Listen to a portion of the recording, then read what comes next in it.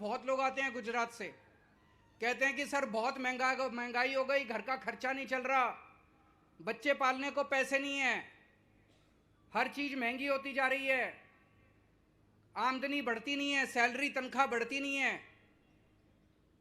दिल्ली के अंदर और पंजाब के अंदर हमने लोगों की बिजली मुफ्त कर दी, और जितनी पुराने बिल थे, पुराने जैसे किसी का 70,000 बकाया था, किसी का 80,000 बकाया था, किसी का 1 लाख बकाया था, पुराने सारे बिल माफ कर दिए। अभी बिजली मुफ्त कर दी तो लोगों के जीरो बिल आते हैं दिल्ली के अंदर और पंजाब के अंदर, जीरो। दिल्ली में लगभग 42 लाख लोगों के जीरो बिल आते हैं, पंजाब में 50 लाख घरों के जीरो के बिल आते हैं। गुजरात के अंदर जीरो बिल चाहिए कि नहीं चाहिए? 1 मार्च के बाद से नोट कर लो, 1 दिसंबर को सरकार बनेगी, 2-3 महीने लगेंगे सारी कार्रवाई पूरी करने में। 1 मार्च से गुजरात के लोगों के जीरो बिजली के बिल आया करेंगे। गुजरात के मुख्यमंत्री को हर महीने 5,000 यूनिट बिजली मुफ्त मिलती है। गुजरात के मंत्रियों को हर महीने 4-4 हजार यूनिट बिजली मुफ्त मिलती है। गुजरात के मुख्यमंत्री को बिजली फ्री मिले तो कोई बात नहीं, गुजरात के मंत्री को बिजली फ्री मिले तो कोई बात नहीं, गुजरात की जनता को 300 यूनिट बिजली मुफ्त मिल जाए तो इनको मिर्ची लगती है। अगर मुख्यमंत्री को बिजली फ्री मिलती है, मंत्री को बिजली फ्री मिलती है, तो जनता को मिलनी चाहिए कि नहीं मिलनी चाहिए? आपको बिजली मुफ्त देंगे। 1 मार्च से आपका बिजली का बिल जीरो आया करेगा। दूसरा काम करेंगे, 18 साल से ऊपर की जितनी महिलाएं हैं, जितनी बेटियां, जितनी बहनें, जितनी माएं, हर महिला के अकाउंट में हर महीने 1-1 हजार रुपए डलवाया करेंगे। जितनी महिलाएं बैठी हैं, जितने अपने परिवार में सब लोग बोल देना, 18 साल से ऊपर की जितनी महिलाएं हैं, अगर उनका बैंक अकाउंट नहीं है तो बैंक अकाउंट खुलवा लें। सरकार बनने के बाद हर महिला के अकाउंट में हर महीने 1-1 हजार रुपए डाला करेंगे। दिल्ली में हमने सरकारी स्कूल बहुत शानदार कर दिए। सरकारी स्कूलों में गरीबों के बच्चे पढ़ते हैं, जिनके पास पैसे नहीं होते वो बच्चे अपने बच्चों को सरकारी स्कूल में भेजता है। पहले दिल्ली के सरकारी स्कूलों की बहुत बुरी हालत थी, जैसे गुजरात के सरकारी स्कूलों की बुरी हालत है। छतें टूटी पड़ी थी, दीवारें टूटी पड़ी थी, सरकारी स्कूलों का बहुत बुरा हाल था पहले। दिल्ली में आज हमने सरकारी स्कूल इतने शानदार बना दिए, अब एक ही डेस्क पे जज का बच्चा, आईएएस अफसर का बच्चा और रिक्शे वाले का बच्चा एक साथ बैठ के पढ़ते हैं। अब मजदूर का बच्चा इंजीनियर बन रहा है, रिक्शे वाले का बच्चा डॉक्टर बन रहा है, किसान का बच्चा वकील बन रहा है। गरीबों के बच्चे अब शानदार नौकरियां मिल रही हैं उन बच्चों को। ऐसे ही तो अपना भारत आगे बढ़ेगा जब अच्छी पढ़ाई बच्चों को मिलेगी, गरीबों के बच्चों को अच्छी पढ़ाई मिलेगी। गुजरात के अंदर भी शिक्षा अच्छी करेंगे, गुजरात के भी सारे सरकारी स्कूल ठीक करेंगे। गुजरात के अंदर खूब सारे नए सरकारी स्कूल खोलने हैं और इतनी अच्छी व्यवस्था कर देंगे, दिल्ली में अब प्राइवेट स्कूलों के बच्चे अपने नाम कटा कटा के सरकारी स्कूल में भर्ती करा रहे हैं। गुजरात में इतने अच्छे कर देंगे स्कूल कि आपको अपने बच्चों को प्राइवेट स्कूल भेजने की जरूरत नहीं है, सरकारी स्कूल भेजेंगे सारे जने। लेकिन अगर फिर भी जो लोग प्राइवेट स्कूल में भेजना चाहें, अभी मेरे को पता चला है प्राइवेट स्कूल वालों ने गुंडागर्दी मचा रखी है, कभी भी फीस बढ़ा देते हैं, ऊट पटांग फीस लेते हैं। ये प्राइवेट स्कूल वालों को ठीक करेंगे। दिल्ली में 7 साल से प्राइवेट स्कूल वालों को हमने मनमानी फीस नहीं बढ़ाने दी, गुजरात में भी इनकी फीस बढ़ाने को रोकेंगे और प्राइवेट स्कूल वालों को ठीक करेंगे। लेकिन मेरी आपको गारंटी है, सरकारी स्कूल इतने शानदार कर देंगे कि आप प्राइवेट स्कूल को भूल जाओगे, सारे लोग अपने अपने बच्चों को प्राइवेट स्कूल से निकाल के सरकारी स्कूल में भर्ती कराओगे। एक काम और किया, आज अगर अपने घर में कोई बीमार हो जाए और थोड़ी सी बड़ी बीमारी हो जाए, घर के जेवर बिक जाते हैं, घर की जमीन बिक जाती है, सब कुछ बिक जाता है, और फिर भी पता नहीं आदमी बचता है नहीं बचता। सरकारी अस्पतालों का हाल बुरा है। ना दवाइयाँ मिलती हैं, ना टेस्ट होते हैं, ना मशीनें काम करती हैं। पहले दिल्ली में भी यही हाल था। दिल्ली में हर गांव के अंदर, हर मोहल्ले के अंदर हमने मोहल्ला क्लिनिक खोल दिए, एक एमबीबीएस डॉक्टर बिठा दिया, सारी दवाइयाँ फ्री, सारे टेस्ट फ्री, सारा इलाज मुफ्त। बड़ी बीमारी हो तो बड़े बड़े सरकारी नए खूब सारे अस्पताल बना दिए, शानदार अस्पताल, प्राइवेट से भी ज्यादा अच्छे अस्पताल। अब हमने दिल्ली के अंदर दिल्ली की 2 करोड़ जनता का, हर आदमी का इलाज हमने मुफ्त कर दिया, चाहे अमीर हो चाहे गरीब हो। गुजरात के अंदर होना चाहिए कि नहीं होना चाहिए?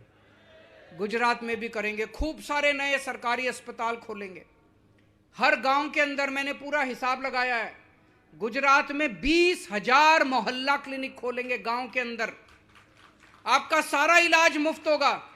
भगवान ना करे आपके घर में कोई बीमार हो, लेकिन अगर आपके घर में कोई बीमार होता है, चिंता मत करना, आपका बेटा आपका इलाज कराएगा।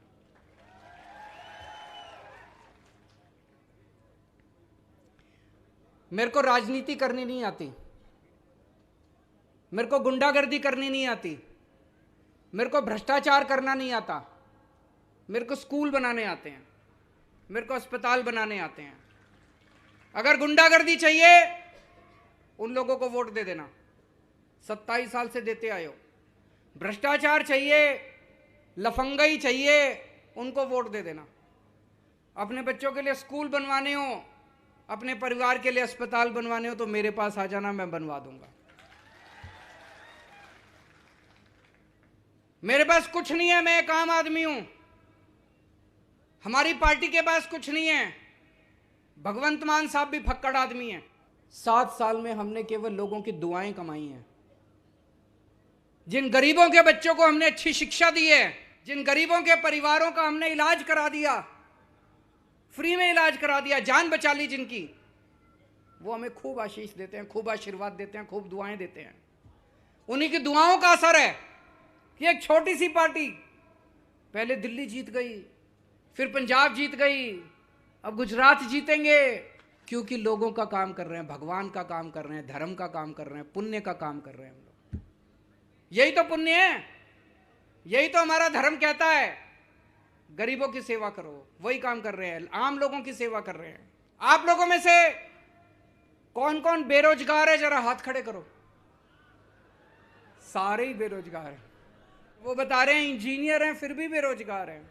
मैंने एक टीवी में देखा, इनका बहुत बड़ा नेता, उससे पत्रकार ने पूछा कि सर बेरोजगारी बहुत है, इतने लोग बेरोजगार हैं, आप क्या कर रहे हैं? पता है क्या बोला? कहता ये लोग निकम्मे हैं, ये लोग काबिल नहीं हैं, इसलिए बेरोजगार हैं। मेरे को इतना गुस्सा आया। एक तो तुम रोजगार नहीं दे सकते और ऊपर से तुम हमारे लोगों को निकम्मा बोलते हो, हमारे बच्चों को निकम्मा बोलते हो। इतना अहंकार आ गया तुम्हारे अंदर, इतना घमंड आ गया तुम्हारे अंदर। अरे निकम्मे हमारे बच्चे नहीं है, निकम्मे तुम्हारे बच्चे हैं। तुम्हारे बच्चे निकम्मे हैं, फिर भी चेयरमैन बन जाते हैं, एमएलए बन जाते हैं, इनको टिकटें दिला देते हो, बड़ी बड़ी कंपनियों के मालिक बन जाते हैं। हमारे बच्चों को एक मौका तो देके देखो, तुम्हारे बच्चों को पीछे छोड़ देंगे। मैं आपको मौका दूंगा, मैं आपको मौका दूंगा, मैं आपके बच्चों को रोजगार दूंगा, मैं युवाओं को रोजगार दूंगा। दिल्ली में मैंने 12 लाख बच्चों को रोजगार दिलाए हैं, 12 लाख बच्चों को। पंजाब में अभी भगवंत मान ने 17,000, 20,000 हो गई अब तो, 20,000 से ज्यादा, 20,000 से ज्यादा, 6 महीने हुए अभी इसको बने हुए मुख्यमंत्री। 20,000 से ज्यादा सरकारी नौकरियां दे दी इन्होंने। हमारी नीयत साफ है। हमें पता है कि आम आदमी का घर कितनी मुश्किल से चलता है, बेरोजगारी के अंदर क्या तकलीफ होती है। हम देना चाहते हैं, दे।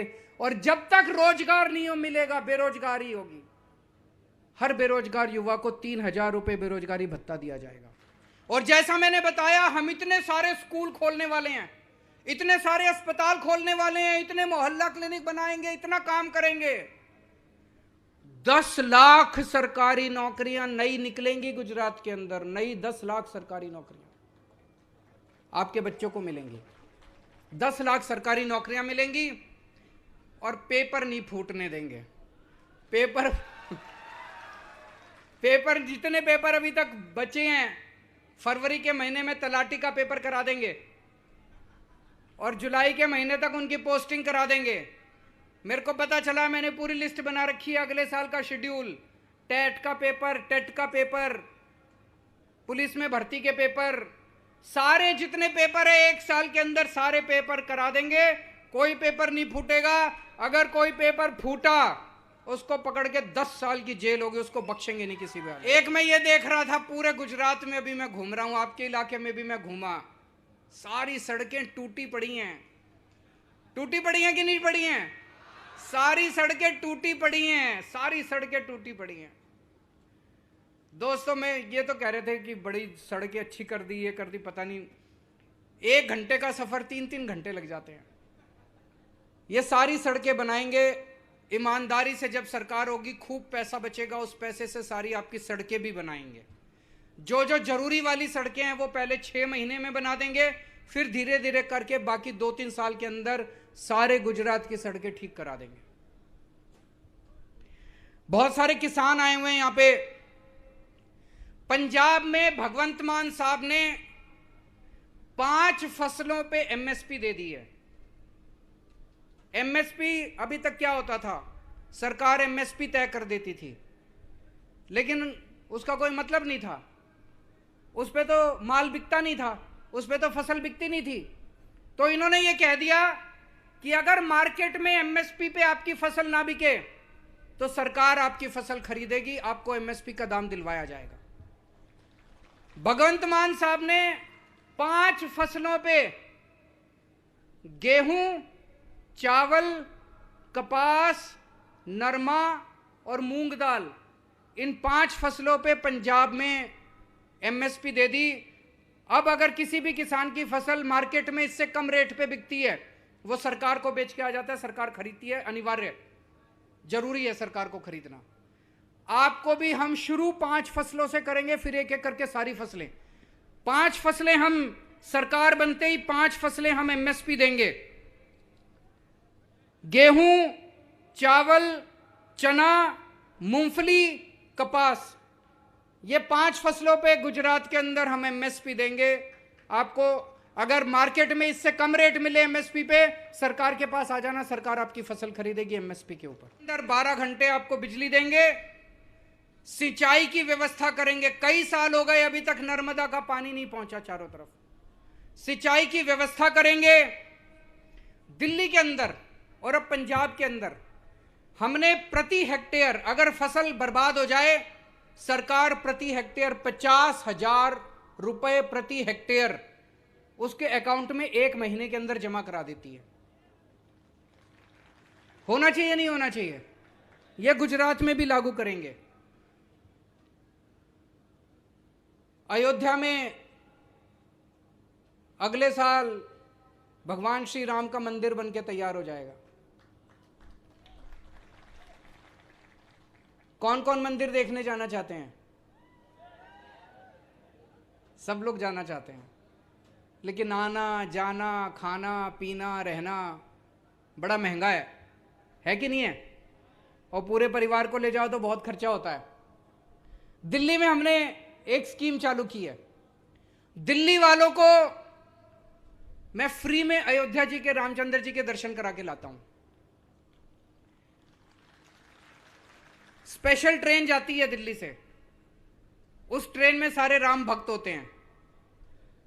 लोगों का आना जाना, खाना पीना, रहना, सब कुछ आपके घर से लेके जाते हैं, घर से लेके जाते हैं, अयोध्या जी में राम मंदिर के दर्शन कराते हैं, वापस घर छोड़ के आते हैं, सब कुछ फ्री होता है।